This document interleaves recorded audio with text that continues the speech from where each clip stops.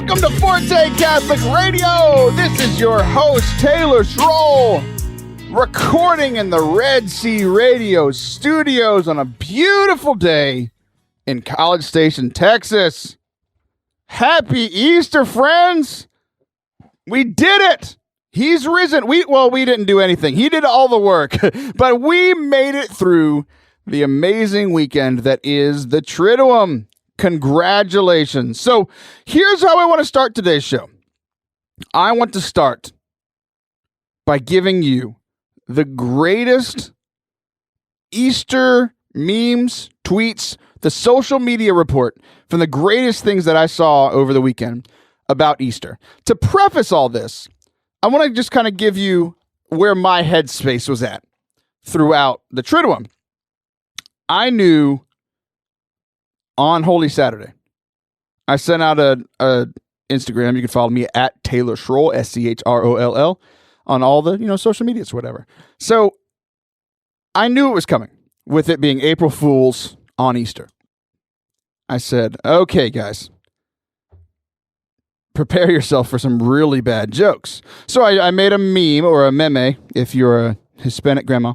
Meme. That's what. So my wife's Hispanic, and like someone in her, I forget who it was, somebody in her family called it a meme. I was like, oh, that's so cute. So there were these memes, or I made a meme of the guy from Game of Thrones, like the guy's like, brace yourself, winter is coming. A real popular meme. You've probably seen it before. It says, brace yourselves, bad April Fool's Easter jokes are coming. And guys, I've never been more right in my entire life. Amongst the good tweets and memes that I'll share with you here in a second, there were so many bad ones. So many bad puns and stupid jokes about April Fools and Easter being on the same day. There was one of those bad jokes that rose to the top. It was kind of the cream of the crop of the April Fool's jokes. It was from everybody's favorite Catholic speaker, Chris Stefanik. He said, April 1st, he is risen, all caps, April Fool's devil. I was like, okay, that was the one April Fool's Easter joke that actually squeezed through and didn't make me not like the person that wrote it. Good job, Mr. Stefanik. Some other great things that didn't go. There were dozens. I promise you, just dozens of just tweets and memes and Instagram stuff all about April Fools and Easter that were really, really bad. Most of you should be ashamed of yourselves. But here are the people that rose to the top. One of our ministry madness, I can't say that. It's been a month and I still can't say it right. One of the people in our ministry madness bracket is Ethan, otherwise known as @BroPostle on Twitter. He says, I refuse to be an altar server at Easter Vigil. Given the length and complexity of the liturgy, I am not entirely convinced that I would not be accidentally ordained. I thought that was amazing. If you have been to the Easter Vigil before, you know that it is a very long Mass. We read the entire Bible, actually. It is a little known fact that we actually just read the Bible from beginning to end on the Easter Vigil. Not quite for those of you who don't know that I'm sarcastic with almost everything I say. But what other? There's like 9 readings and like 7 or 8 Psalms and a couple of extra little things thrown in there. Then there's a gospel, and then there's like 98 other gospels. Okay. It's something like that, right? I thought that was very funny. Another one from Bro Puzzle, and this one is one of those ones that I saw it and I kind of chuckled the first time that I got it. And here's how jokes work with me. A lot of times I like to make the joke that no one is going to get. It's really, really weird. I think it's something bad from my childhood that I used to say jokes and no one laughed. So in some odd reason, I like it when no one laughs. My goal is to say a joke that's so smart and over people's heads that no one reacts to it. So I read this joke all wrong. There's an easy joke in here. It was a picture of Golden Corral.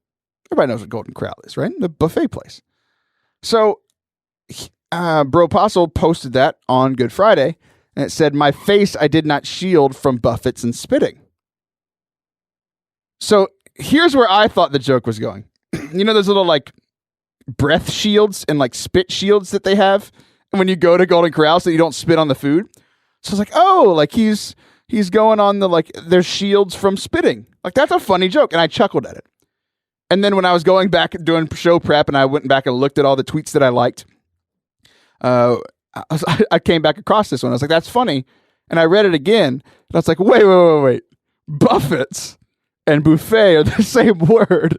That's the joke he was actually making. I was like, that is hilarious. So I sent him a message and I was like, essentially telling him that. I was like, I laughed at your joke twice. One on the joke that you meant intentionally, and the other one that you did not mean intentionally. He said, I meant them both. And I said, no, you didn't. He absolutely didn't mean that. So that's a little sneak peek. Oh my goodness. So here's the deal, guys. I can't talk today. So you're in for just a thrill. I slept for like 5 hours the night before Easter. I just couldn't sleep. And then last night, I was like, you know what? I'm going to make up for all that sleep that I didn't get. I took some melatonin. Right when I took that melatonin, it's supposed to like knock you out, help you sleep. Right when I took it, it takes about 20 minutes to kick in. Then you just start feeling absolutely exhausted. Right when it kicked in, my daughter started crying. So I went over to her, hugged her. And she's like, of course. She's like, I want mommy. I was like, no, you got me. You're stuck with me. Mommy's sleeping with the 5-month-old. So she's laying there. And most of the time, like, I just hug her, put her back in bed. I lay in the room for like 2 or 3 minutes. And then she's asleep and I go back to my bed. Well, here's Taylor laying on the floor at the foot of the bed. And about every 3 or 4 minutes when I'm about to leave, she starts crying again. And then I ask her what's wrong. And she's like explaining to me this nightmare that she's having. And like when people are awake, but they're not awake, that's absolutely where she was.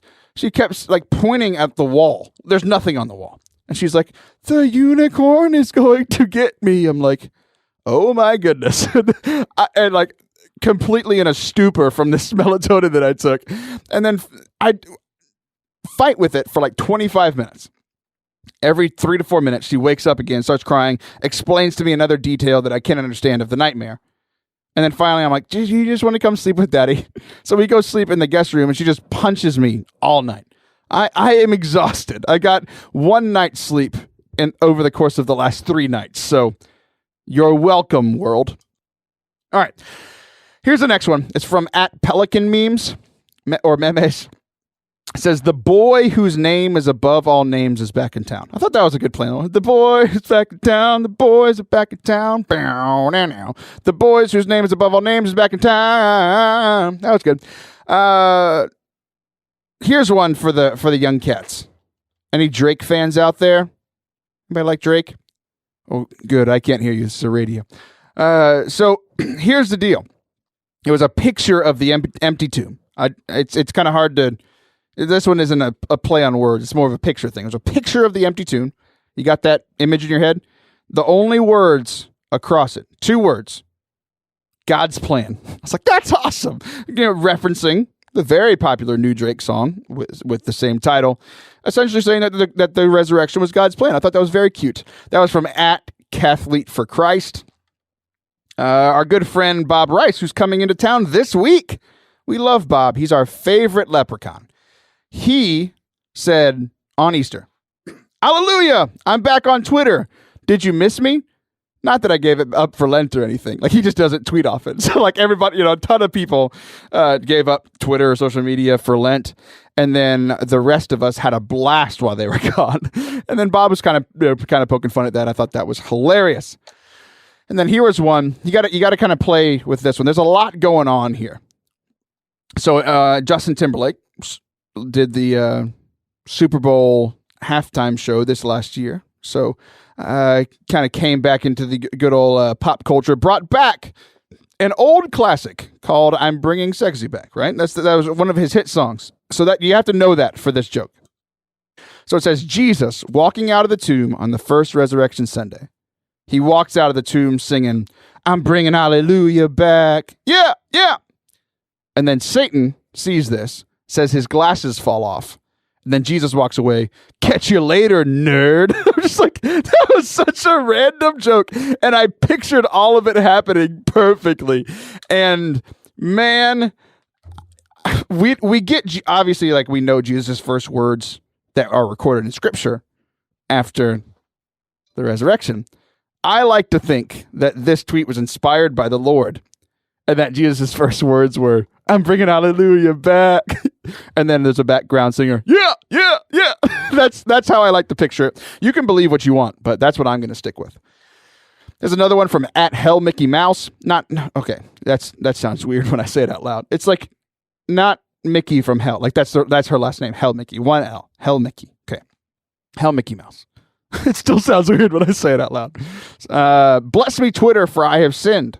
When the wind blew out half the crowd's Easter Vigil candles, I'd loudly proclaimed. So, okay, for those of you that don't know, at the Easter Vigil, the Mass starts with the Easter candle being lit, and then everybody in the congregation has a candle in the darkness that came from Good Friday through Easter Saturday. Christ is the light that lights up the darkness, right? It's a beautiful, beautiful thing that we have in that liturgy. He was at this liturgy. When the wind blew out half the crowd's Easter candles, I loudly proclaimed, well, 6 more weeks of Lent. For real, I did that. It's like, how do you mix up Groundhog's Day and the Lord's resurrection? I'm not sure. That definitely made me laugh. Another Ministry Madness contestant at Steve Missionary, one of the great leaders on Catholic Twitter. He said, one of everybody's favorite movies, The Passion of the Christ. Shout out to Jim Caviezel's hairy nether region. Let's say bottom. Jim Caviezel's hairy bottom at the very end of The Passion of the Christ. If you haven't seen the movie, you don't get it. But when Jesus resurrects, you definitely see Jesus' tush. It's very, very, very odd. And then the last one we have is a picture. You have to go see this on Twitter if you're on Twitter at Catholic Stone. I liked it. You can find it on my Twitter. I reshared it. Oh, it's hilarious. It's a picture of Jesus at the resurrection. I love resurrection pictures. This one, his caption was a picture of Jesus going Super Saiyan on a holy card. So it's a holy card of the resurrection. And if you know anything about Dragon Ball Z, like their hair changes color and light emanates from them, that's exactly what this holy card looks like.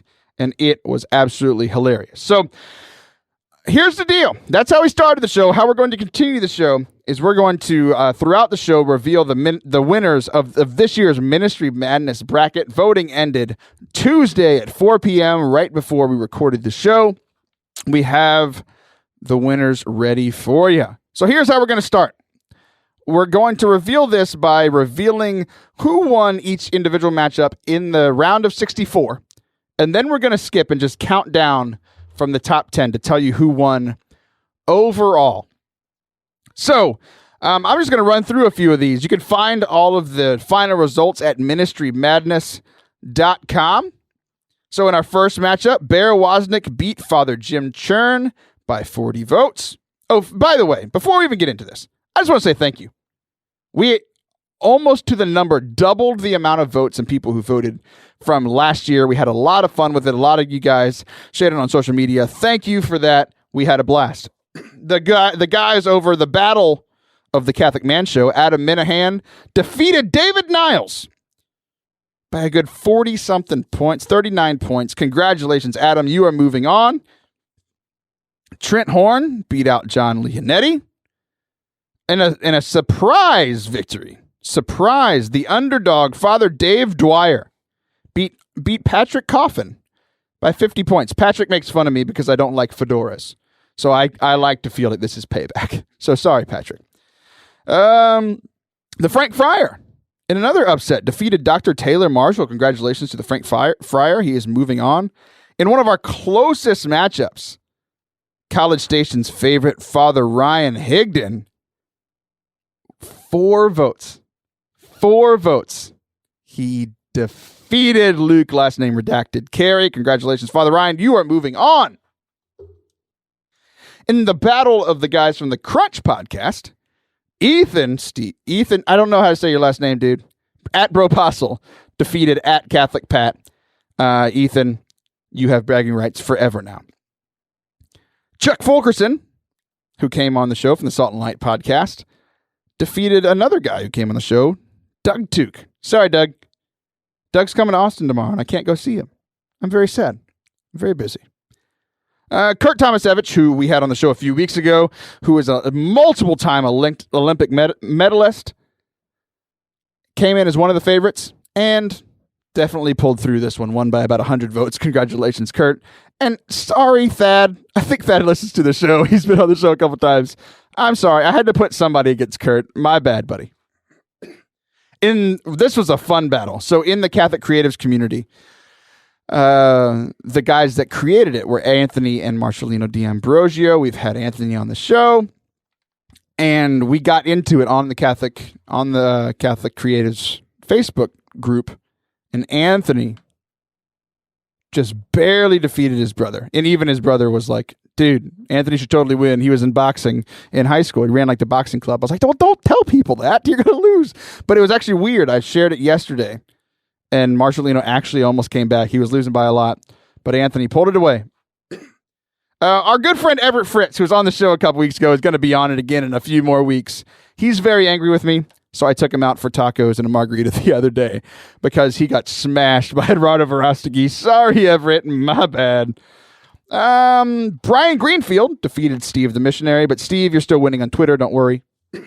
This one was one of my funnier matchups because Daniel Glaze was defeating Sean McAfee by a lot. But then Sean said, change my picture. Sean looked like a, well-kept professional man. He said, change my picture to where I look like a Viking that's about to go to war. And he almost caught up. He was losing by like 25-something votes, and he only lost by 5. So, Sean, you lost, but you almost pulled it out. Mario St. Francis was almost beat by Mike, but Mario wins, is moving on. Brandon Vaught moves on against Kevin Yasinski with an easy win. Jared Zimmerer, who was one of the favorites by everyone coming in, defeated Father Matthew Schneider. Father Matthew was actually, he shared it at the beginning, got a lot of his people to vote, but not Father Jared, that's my friend, who doesn't ever come on the show. We'll talk about that at the end of the show. Jared Zimmerer came on, and he won.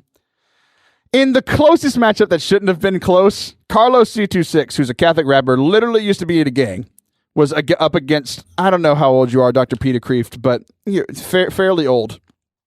Carlos only won by 2 votes. I'm so confused. So you can check out the rest of the results at ministrymadness.com. When we come back, that was just a little sneak peek into it. Whenever we come back in the third segment, we are going to count down the top 10 who finished overall in the Ministry Madness bracket. But when we come back for the second segment, we'll be talking to the guys who run the Coaster Podcast. Hey, what is up, podcast people? I just want to take a few moments of your time before the second segment just to thank you. Listenership has doubled over the last 3 months. I am so thankful and grateful for all you guys that are new to the podcast. Thank you so much for joining. I hope you guys are enjoying it. If you are, please continue to listen.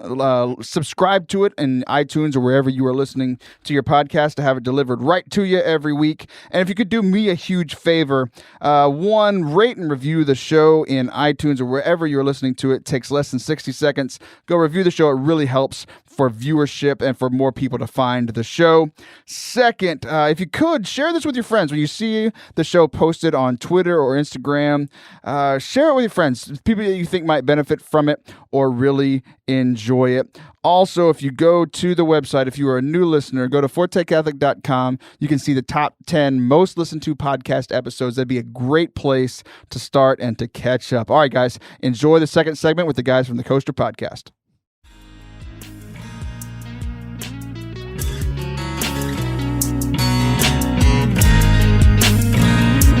Welcome back to Forte Catholic. This is your host, Taylor Schroll. I'm so excited to be joined by not one, but 2 Canadian guests on today's show. I could be wrong, but I don't think we've ever had a Canadian on before. I wasn't sure how the paperwork worked, but we did it through Skype. Lance and Dan from the Coaster Podcast. How are you gentlemen this evening? Celebrating diversity. Doing all right there, eh, bud? Doing okay. We're doing awesome. Got my maple syrup. We're ready to roll. Any other stereotypes you want to plug? All right. I'm never having a Canadian on ever again. This is terrible. we just ruined We just botched it for everyone. The whole country is just screwed now. Awesome. Yeah. So you're from Canada, not Texas, America's hat. Sorry, I had to talk about the greatest country in the world first, Texas, and then America. The greatest country in the world, Texas. Yeah, we get everything's bigger, including the state. No, absolutely. There's that fake state up kind of close to you guys called Alaska. I still don't understand how it's part of America. I'm very confused whenever people are saying, I'm going to Alaska, or I live in Alaska, and I was like, what's it like not being American? That's so odd. No comment. No comment. So, otherwise, I apologize profusely. That's very Canadian of you. You're just hitting all the stereotypes. If I said it, it wouldn't be as funny, but you can say it, and it's perfectly fine. Well, let's talk about your podcast, and then we'll get to know each of you as individuals, because I don't know you as individuals. I only know you as the two-headed monster that runs the Coaster podcast that I started listening to. I looked at it. It was right around the beginning of the year. Why don't you guys explain what the Coaster podcast is all about? Well, it's a show run by two deadbeats. No, I'm just kidding. We just found a need. We've been trying to find a need to fill for a while. We set up the Silversmith Collective, which ended up being a thing.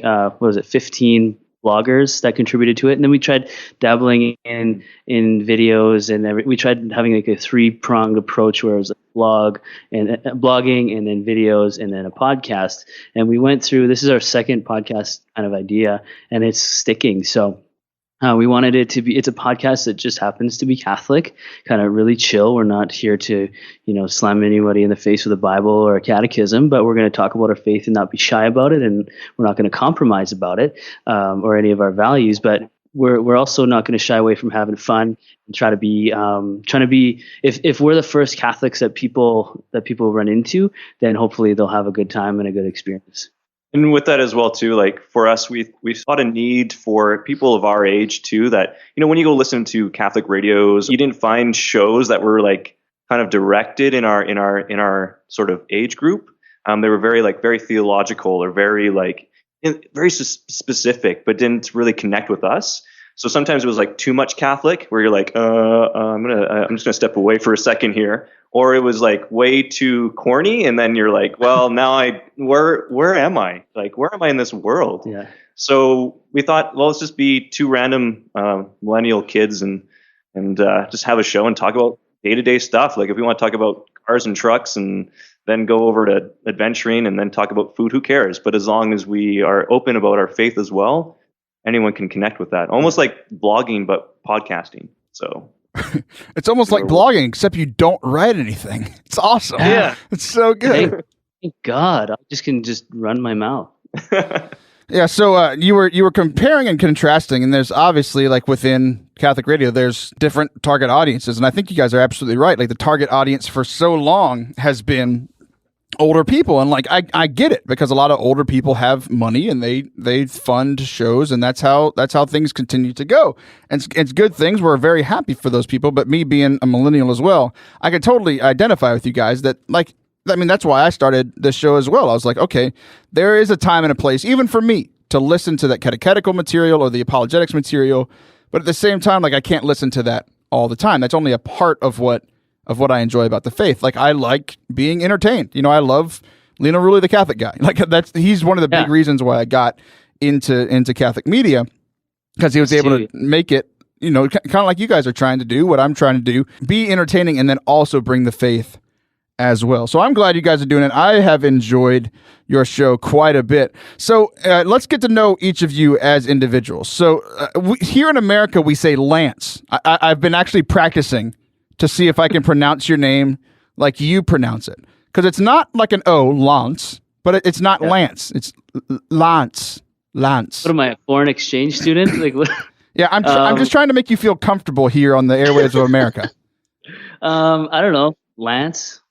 Lance. Lance. Like the Lance for... It's not Lance. Like, it's not... Sir Lancelot. Lance of Devonshire. It's not... It's just Lance. So however you say it. I had this kid in my youth group at the last parish that I worked at, and we were doing Bible trivia, and I was asking all the questions. He walked up to me. His name was Lance, and he said, "Did you know that my name's biblical? I'm in the Bible. Lance is in the Bible." And I was like, "Dude, like, no, you're not. Like, I've studied the Bible. There's no Lance in the Bible." And he said, "Yeah, I'm the guy that pierced Jesus' side." I was like, "Oh my gosh, that is such a terrible joke." So that's you. You have a biblical name. I feel like my life has pierced Jesus' side a few times, so maybe it's accurate. Hey, but maybe through you, blood and water will flow from his side, and people will receive his divine mercy. So, and completely redeem myself. So, other than making fun of your name, what else you got for us? Who are you? What's your story? Well, I'm happily married, father of.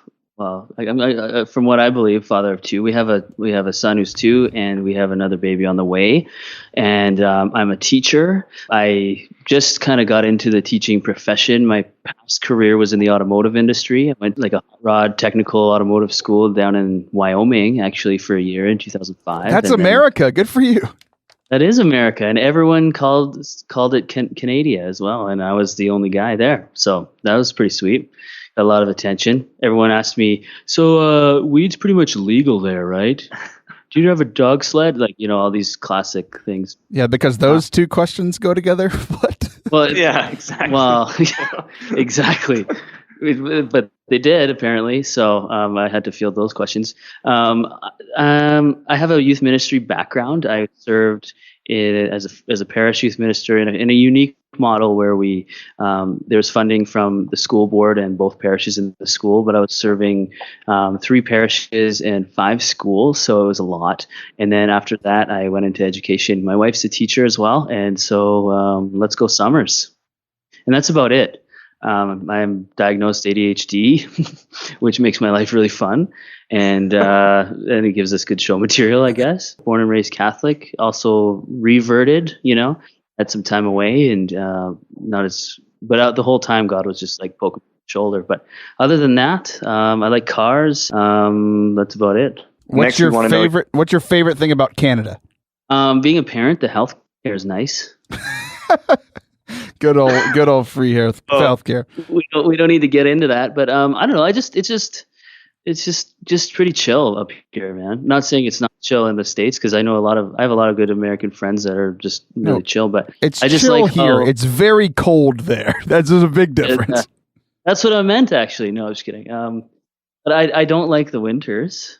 If I could holiday or 6 months somewhere else, I would. But on holiday, what are you, Green Day? Americans don't call it holiday. We call it vacation. You and Green Day are the only people that call it holiday. All right, we're talking to you way too much. Dan needs to talk, man. Dan, what are you doing? I'm just being too respectful of the time we got here. He's used to this. I'm used to this. I just talk too much. Dan the man here, basically, I am a teacher as well. I just recently got into the profession. Before that, I worked in retail for 10 years. In Wyoming. Yeah, that's where we met, actually. Yeah. Wyoming. No, up here in Canada. I actually worked for a store called Staples. But the Canadian version of Staples, I guess. That's all they sell, Staples. Yeah, they only sell Staples. Wait, the Canadian version, is it not the same as like the Staples chain in America? It totally is. It's the same thing. Yeah, it just labeled. I don't know. It's the same thing. So I worked for Staples Canada, and I also did some youth ministry as well, but not in the more in the worship side, because my degree and my teaching profession is in music. So my specialty is music. And I had no idea. I've been listening to you guys for months now. I have a music degree, and I've done music in the church, man. I had no idea we had that connection. Yeah, I've been playing. My first mass was like when I was 12. It was like playing piano. Like no one showed up to do music, and then we had the bishop visit us that day, and they're like, "We need music. Like the bishop is here." Like, oh boy, the mass can't happen without any music. So I had to sight read and come up with music when I was 12 for that mass. But I've been doing music ministry in my church. 78 people left the church that day. Yeah, they all walked out. Never to be seen. They walked out because they were amazed. It was like little Bach walked in and started playing the organ or something. They floated out. Yeah. But yeah, no, music's my passion. I do a lot of stuff. Like that's my thing. Music's my jam. And then I also do outdoor ed. So I'm a big outdoor adventure guy. So Canada is the perfect place for me in the Rockies, and just chilling and eating a ski bum in the winter, and kayaking and hiking and all that good stuff in the summer. So that's what keeps me busy. In terms of family, I'm a single guy. Ladies, Well, hey, here's the deal. Here's my theory on life. You've heard of the rating system, right? Like that girl's a 1 or a 10 or an 8, right? So let's do it for guys to not make it weird. Like if a guy is a 6, if he has an accent that's not American, it immediately moves you up 2 points. So here's your chance, man. Here's your chance. Woo! I call it the Forte Catholic match. I don't know if that's copyright infringement, but here's what we're doing with Forte Catholic match. We're going to get Dan an American woman. So God bless you. I've been trying to be his wingman for months now. We even did a show about it. And look, I'm going to actually make it happen. Ladies, let me know. I'll get you in touch with Dan. He has a beautiful Canadian accent. But here's the deal. I don't know the difference. I have to literally say your name before I ask you each a question because I can't tell the difference between the two of you. Your accent's exactly the same. I think you're just one person with a split personality. But here's the deal. We've just been shooting the breeze for like 10 minutes. Let's actually talk about something of substance. So your podcast, as you said, you're geared towards, you are millennials, you're geared towards that audience. So as we were talking before the show, you were sharing a little bit about why you were going a little bit deeper into why you guys started the show and about how you found your role within the church here. Both of you have already shared how you have tried multiple different things, working with cars and both, traveling to Wyoming for some odd reason and being in youth ministry and now teaching. For some odd reason. Yeah, for some odd reason. Yeah, all of those things. He's married with 2 kids for some odd reason. He's single for some odd reason. So how does your podcast, the Coaster Podcast, how are you guys feeling like this is fulfilling your role in the church, and what do you think the roles in the church are? Well, okay, so there are like you kind of touched on this earlier, Taylor. Like there are quite a few roles in the church. There's there's the apologist, there's the theologian, there's the clergy, there's a ton of different roles in the universal church. But there are also, first thing you do when you walk in the door, you get greeted by somebody, right? There are greeters. And we feel like that is our role because our show is, one of our taglines is a podcast that just happens to be Catholic. So that being said, we can talk about anything. We can open it up. We can talk about something that's not Catholic one day, and hopefully we won't get any hate mail. And we'll talk about Catholicism in another way, or talk about a regular day or a thing in regular life through the lens of Catholicism, and everyone will be okay with that. We just want people to, if they are looking online for something, if they're thinking about back to the faith, they're looking into Catholicism, and they happen to stumble upon our Catholic podcast, and we're pretty chill about it. We're not diving into that. It's not my role. I don't feel it's our role to be apologists and to I'll defend my faith when I have to, but I don't think that's our role, and I don't think that's what we're called to. I think we're just called to welcome people, kind of like Jesus and Zacchaeus. Like Zacchaeus, get down from that tree, you crazy. Like we're gonna come and I'm coming over, put a pot of coffee on. Let's just hang out and talk. It's pretty relaxed. Dan, what do you think? Did he nail it on the head? You've been very quiet. Yeah, no, definitely. Like I feel like he nails it every time, and then I get left with. Welcome to the Lance Show with appearances by Dan every 9 minutes. Yeah. This is good for my ego. So let me paraphrase what Lance just said for you, folks. If you can't understand Canadian English, Yeah. Wait. Say what you're about to say in a Texan accent. That could have been Dan. Just saying. I have no idea. That could have been Dan. So basically for me, definitely we're greeters and we wanted to be there. But personally on my side, I wanted something that would bring me closer to the greater community of Catholicism. Because I find a lot of things that we have is we're very local, but we still don't feel this universal church being connected. Like you see it through, if you follow Twitter, you do Instagram, or follow EWTN, you can. But I wanted to feel like I was a part of something that could connect me to people that I listen to and want to create a connection with to grow further in faith. And why not connect our communities together? Not just, say like Lance and Dan here, but also our community that we live in, our parish that has certain ideas and stuff like that. Why can't we connect this with you guys down in Texas, or some crazy person, Catholic Russian guy in Russia? Why not? Or we go to, he's the best, by the way. He's so good. Or somebody in South America, wherever we are, we have a greater opportunity with the technology we have today to connect with so many other people. And I feel like that felt for us as another great ministry for us to connect and further grow our journey well, because I guess we're kind of being a little selfish. We wanted to grow as well in our faith as well too, and this is just another opportunity to do that. So, well, at the same time, I've really been enjoying it, guys. I'm scrolling through right now what I listened to. There was an episode on jerks and how to deal with jerks in the church. There was the Lent fails, which I absolutely agreed with because I didn't do well at it. Sister Helena Burns came on. Y'all talked sports. You talked St. Joseph being a role model. There's a Christmas special. I'm just looking through the ones that I listened to.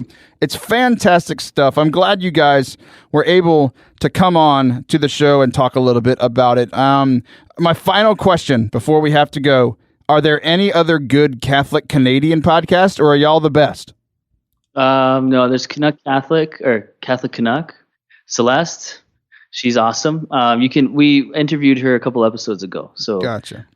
We got to figure out what episode that was. But so there's that. I'm not very see. That's the thing. Like we're just kind of. I feel like Canadian Catholicism is just starting to emerge. Online and in the podcast space and in new media in general. And I think there's more and more. We just that's a need we felt also that we needed to fill. I have been listening to awesome podcasts and radio shows and stuff from the States, and that is making my faith, expand. Is that a word? Grow. There you go. Make my faith grow in that way. But now we're like, okay, we need to represent from Canada because there's a huge population up here. And there may be other Canadian podcasts, but we haven't been able to find them. So maybe being in this type of venue, in this type of media, we'll be able to connect with those other people and hopefully find them. But really, I think there's only a couple of us really that are really like. There's a lot of people in Toronto. I know there's definitely people in Toronto, but they are very connected with the States side because they're so close to the States there in Toronto. So they recognize themselves more from the States. Right. Let's put it this way. There's not a ton that I would personally choose to listen to. Right. So you heard it here first, guys. Our friends over at the Coaster Podcast are the number 1 or maybe 2 Catholic podcast in the entire nation. Guys, we got to fly. If there's one-stop shop for where people can find you, how do they find you? CatholicCoaster.com. CatholicCoaster.com. Guys, thanks so much. I've enjoyed the show. Thanks for coming on. Thanks, sir. Bye.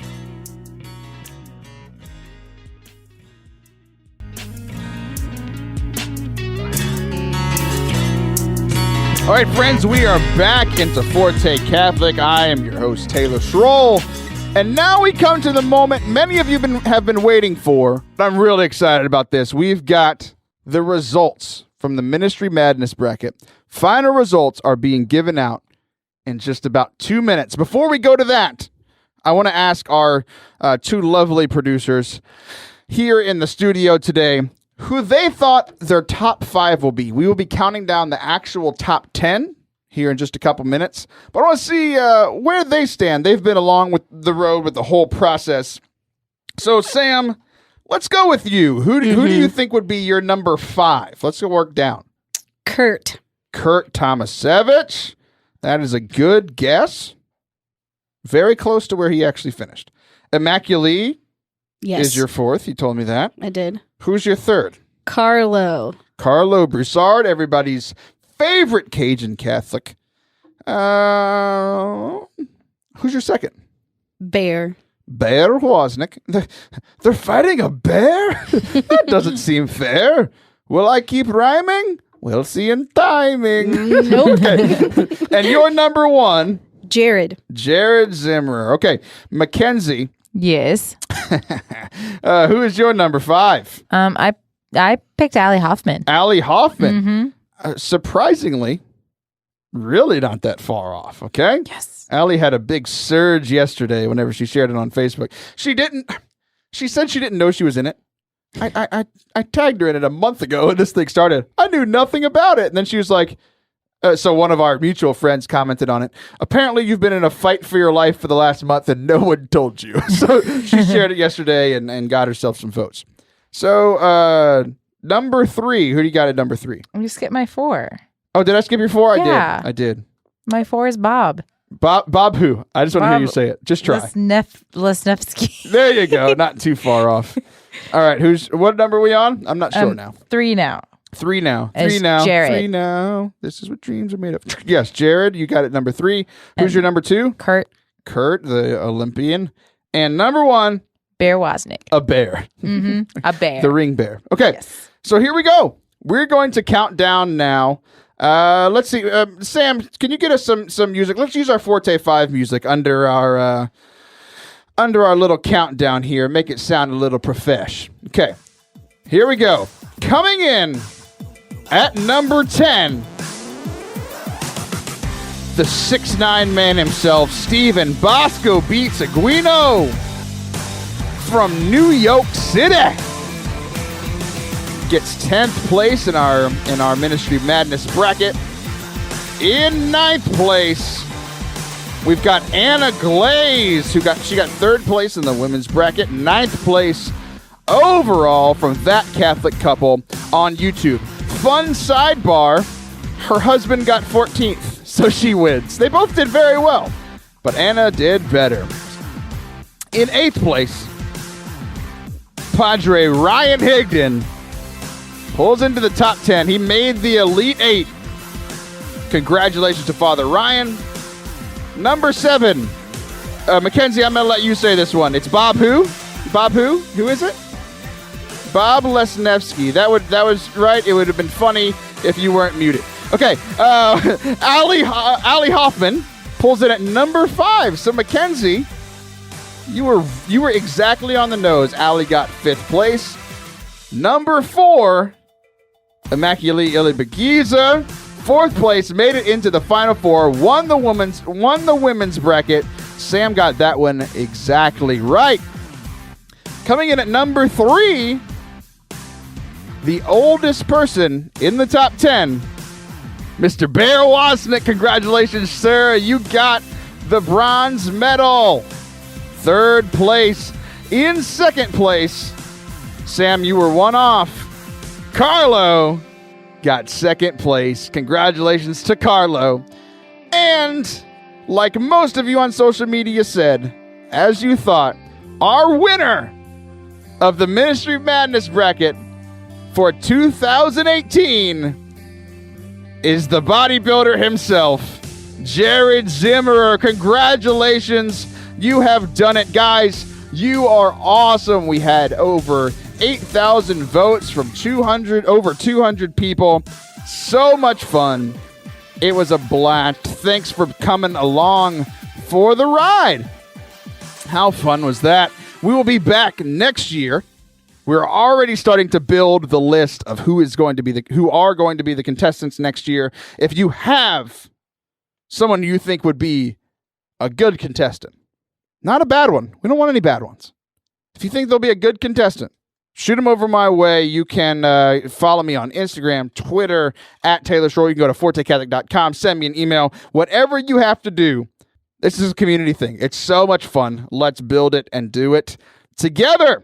Sam, how did you do? You were pretty close, I think. I think you won out of you and Mackenzie. You won something. I think so. I never win anything on Forte Catholic, so that's a bonus. I build all my games so that you will lose. That makes sense. I had 2 exactly right.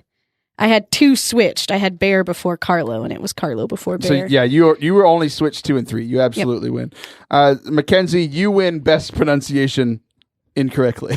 Yay! All right, so we're going to shift gears here into a conversation about expectations. So we just had Easter.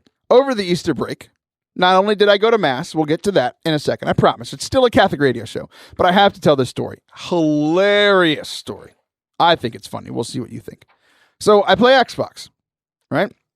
Played a lot of Xbox over the break because I didn't have work. We were just hanging out.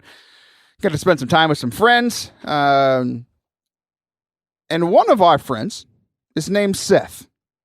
We're all friends with Seth. All 3 of us here in the studio are friends with Seth. I was his track coach last year. He graduated from high school last year. So the deal is, once they're 18, like I'll play games with them, right? Like we'll be Xbox friends. We'll play stuff. So Seth and I have been talking about playing this game called Fortnite, and we had talked about it on Palm Sunday. So one day this week, I can't remember exactly what day it was, but he invites me. If you don't play Xbox, I'll try to make this as understandable as possible. You can invite people to a party, and that way you can talk to each other over your headsets while you're gaming, so you can talk to each other while you're playing. So he invites me to a game to play a round of Fortnite with him. I accept that invitation. I get into the game, and then I invite him to a party so that I can hear him. And it takes like 2.5 minutes. This is usually like a 15-second process. It takes 2.5 minutes. And then finally, I just hear like wrestling, and I like just wrestling noises, and I don't actually hear him talking. So I text him, and I'm like, hey, what's going on? I'm in the game with you, but I can't hear you. He doesn't respond. And then I hear after the wrestling is over on my headset, I hear, Taylor? And I'm like, yes, who is this? He's like, it's so-and-so. And it's like Seth's 8-year-old brother that I know from church. Like we go to the same parish. Cute kid, but I'm like, well, I don't think I should be playing Xbox with an 8-year-old. I said, where's your brother? And he said, he's not here. He left. I said, well, do you always like get on his Xbox when he's gone? Yeah, pretty much every time. So I'm like, it's this weird thing. I'm like, it's weird for me to play a game with an 8-year-old, but I was like, okay, I'll play one game to not be rude, and then I have to go. I was like, okay, that's kind of a happy medium, right? It's an odd predicament. I don't want to be rude to the kid because he sees me at church. He knows I work at the church and all this kind of stuff, right? So I agree to play one game with him. I know the family. Like, I know mom, I know grandma, because I coached them. We've actually gotten pretty close as a family over the last year or so. So I hear through the headset, he's like, okay, yeah, follow me. And I'm like, this is so weird, right? I'm texting Seth. Seth finally responds, and he's like, doing like the crying, laughing emoji. I'm just like, what is happening? How did I get put in this predicament? It's your fault, Seth. And just everything that I say, he's just the crying, laughing emoji. We're just dying laughing. And then the greatest thing in the world happens. So I hear mom in the background, like faintly in the background. It's like, so-and-so, come here. It's time to get off. Turn the Xbox off. And he yells, no, I'm playing with Taylor. I'm like, no, you don't say that. Like, you can't. This is so weird. I'm trying to be nice to you, but now you're going to get me in trouble. And then she's like she doesn't get it. She doesn't know what he's talking about. She doesn't care. She's like, turn it off. So then he keeps saying no. And so she starts yelling at him. And all I hear is like she's yelling at him. Then he's like yelling back at her. And he's like, and then the last thing I hear is this little kid go, Taylor, invite me some other time. And then I hear it click off. And he's like, that's the last thing I hear. It's hilarious, right? So I want to transition to a conversation about expectations, especially as we are moving in, or we've just moved into this Easter season, right? Because obviously I was expecting something completely different. When Seth invited me to a game, I, like an idiot, expected that it was going to be Seth, right? I was very much surprised. And not only was it hilarious, but it was awkward too. It's like, what are you supposed to do in that situation? So obviously, the unexpected happened when I expected to just have a jovial time with my good buddy. Instead, I was put in an awkward situation. I heard a kid get yelled at, and it was just weird. It was all very weird. So there were a lot of times over the Triduum and even now into the Easter season, some of our readings, where obviously something happened that wasn't expected. There was this man named Jesus. I'm not sure if you've heard of him, but he died. And then we talked about it on last week's show, 30 hours or 3 days later. We're not quite sure. I figured it out, I think. We talked about it. I was kind of confused. In the creed, it says on the third day. So he died on Friday.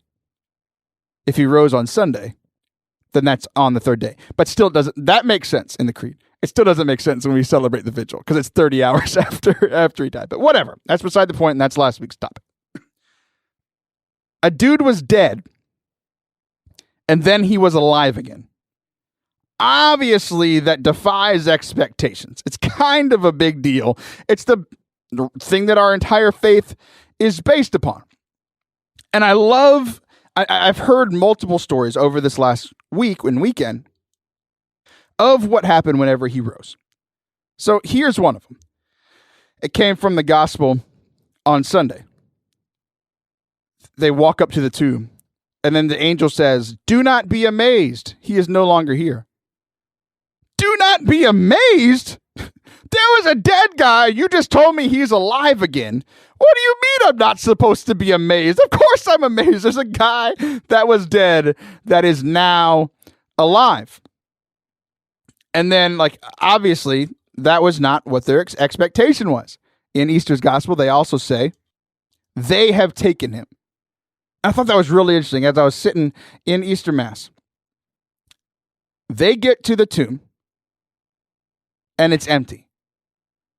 Their first thought wasn't, he is risen. Their first thought was kind of anger or upset. You could kind of read either one into it, but it's not joyful and happy. I know that for sure. Because they say they have taken him. Now, who is they? I don't even think they know. Was it the Pharisees? Was it the Romans? Was it grave robbers? Who is they? They don't even know. But their expectations were not met, so they reacted poorly. And I thought that was interesting because I feel like I do that same thing. I have expectations on how things are going to go. If they don't go that way, usually sometimes I can do something like this where I shift blame. I don't understand what's happening. They messed up.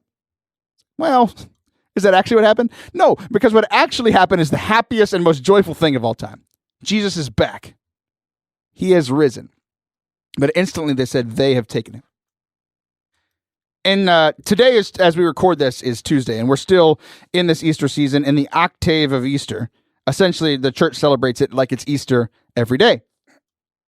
In today's reading, it's the same story, but from a different book. Mary Magdalene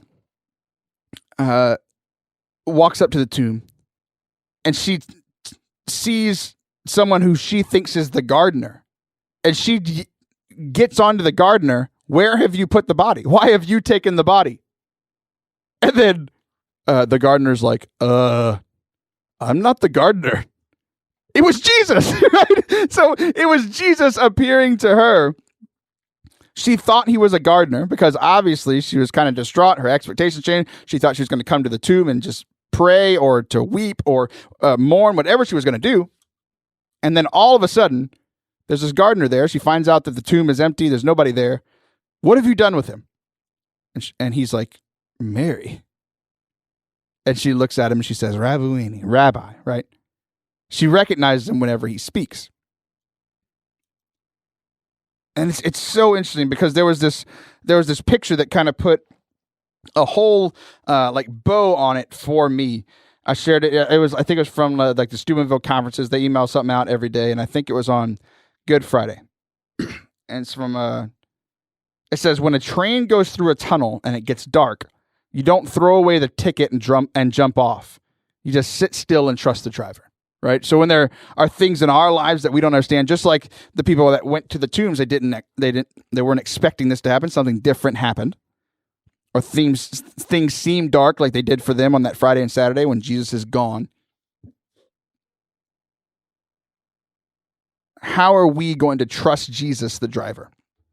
How are we going to do that? And in the Easter homily, the pastor at the mass that I was at said, if a child, he tells a story of a child going into surgery and getting shots, and the child's scared, and the parents can console and try to console and say hey, this is actually good for you. This surgery is going to help you in the long run. These shots are going to help you in the long run. But obviously it's painful, and even for the parents, it can be painful to watch your child suffer, but you know that it's what's good for you. So in our dark times, in our hard times, when our expectations, even in our faith, aren't met, God, our Father, our parent, can still be like, look, I can console you, and I know this is better for you. So, hey, thank you guys so much for listening. And man, it's just been such a great year. Our listeners are being great. Thank you so much for participating in the Ministry Madness bracket. Next week, we're going to be joined by my good friend Katie Hartfield. We're going to be talking about her story. She has an amazing one, and her new book that came out. And maybe we'll have time next week for Father Jared Cook. We didn't have enough time to get to him today.